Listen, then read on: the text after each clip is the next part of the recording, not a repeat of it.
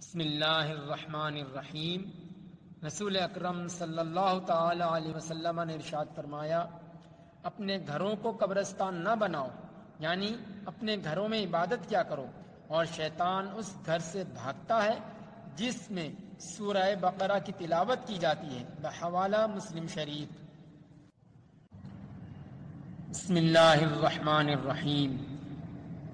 رسول اکرم صلی اللہ تعالی علیہ وسلم نے ارشاد فرمایا، جس نے دن کے وقت اپنے گھر میں سورہ بقرہ کی تلاوت کی تو 3 دن تک شیطان اس گھر کے قریب نہیں آئے گا، اور جس نے رات کے وقت اپنے گھر میں سورہ بقرہ کی تلاوت کی تو 3 راتیں شیطان اس گھر میں داخل نہ ہوگا، بحوالہ شعب الایمان۔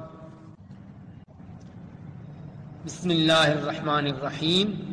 رسول اکرم صلی اللہ تعالی علیہ وسلم نے ارشاد فرمایا، تمہارا رب عز و جل ایک ہے، تمہارا باپ ایک ہے، اور کسی عربی کو عجمی پر فضیلت نہیں ہے، نہ عجمی کو عربی پر فضیلت ہے، نہ گورے کو کالے پر فضیلت ہے، نہ کالے کو گورے پر فضیلت ہے، مگر صرف تقوی سے، بحوالہ معجم الاوسط۔